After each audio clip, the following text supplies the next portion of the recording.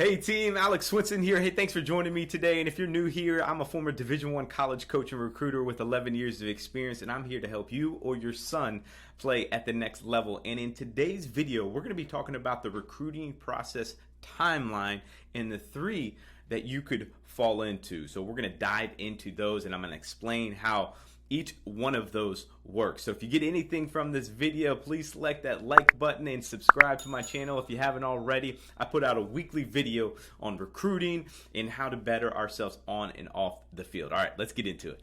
So what's the definition of the recruiting process timeline, and what does that mean? I'm going to pull up a graphic right here, but basically it is the period of time it takes a high school student athlete to commit to a college and then step on campus. So in the most simplest terms, it is the start of high school, when the high school student athlete starts high school, all the way through graduation and then steps on campus. Okay, so we're going to go over three players and three most common timelines. We're going to use player 1, player 2, and player 3 today and go over those timelines and see what that looks like. Let's dive into player 1.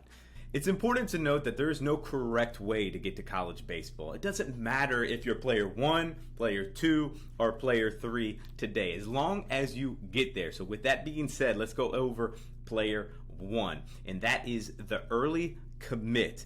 This player, this student athlete, this recruit gets recruited and commits super early. This is the rarest of the commits in high school. I would say it's around maybe 5%, give or take. And whether you agree with it or not, I'll leave that for another video, but it is very risky to commit that early. You basically have 3 more years of the recruiting process that you could have gone through to find a good fit, and I guess I'm kind of giving it away right here. But hey, there's some instances where it makes sense, but this is where we've seen where the transfer portal this past year, where a lot of kids are leaving college because it wasn't a good fit, and they made a decision 4 years before they really went to college, which is wild. So let's go over this process right here, and we see high school starting, and then over on the right hand side, they start the recruiting process, and this is really just off of the coaches, the college coaches. It's kind of not forced, but it's just automatically started because they're super talented. These kids that are get taken and committed their freshman year, they are super talented, and they get early exposure because coaches hear about them. People like myself talk about them, or the summer ball coach or high school coach makes a phone call and gets early exposure, and then they have interests, and they narrow down those interests, and then they ultimately commit, and then they commit in this triangle here. Okay, so this triangle is just representing somewhere in freshman year, during freshman year, even before freshman year. I have over in this corner would represent that, maybe the summer after freshman year. These are the early commit timelines. This is player 1.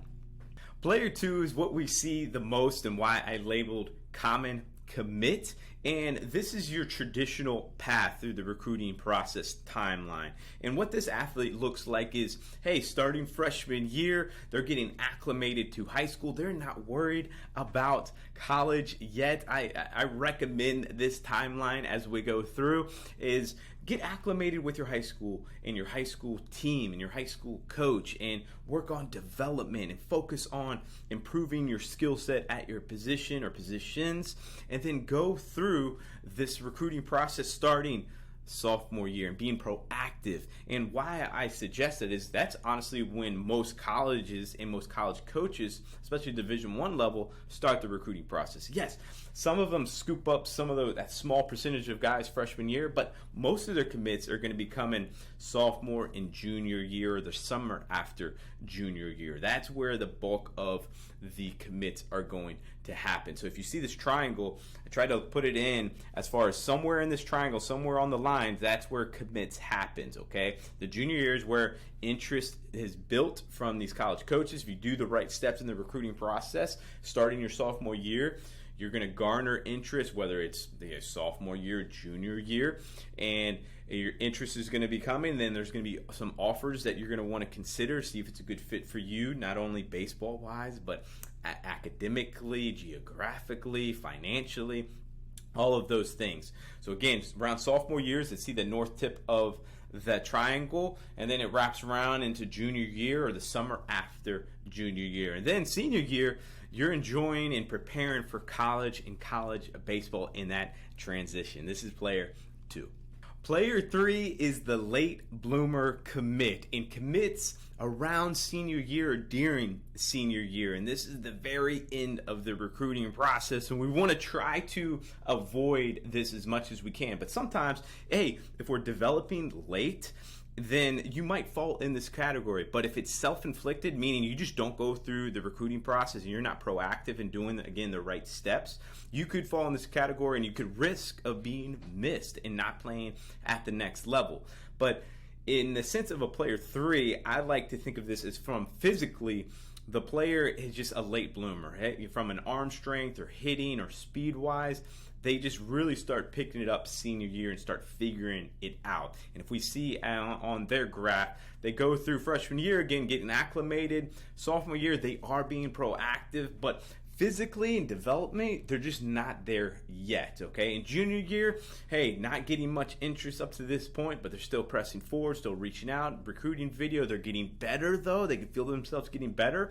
Then senior year, they hit a jump as far as their development and where they could fit at the college level and find a good college fit here. And they get interest and they get an offer, and then they ultimately commit somewhere in the fall, winter, or spring if it's super late as far as senior year. That is player 3. But the thing is, if you can control it, and the things that you have the skill set to play at the next level, it shouldn't be really late senior year where you commit. It should be, hey, the summer before your senior year, after your junior year, is where you can fall in to that commit. So if you can control it, control your recruiting process. Now, if it's developmentally, hey, I totally get it. Continue to work on your development, your arm strength, your speed, your exit velocity, your skill set, your measurables, your projectability, okay, and your physicality, being in the weight room.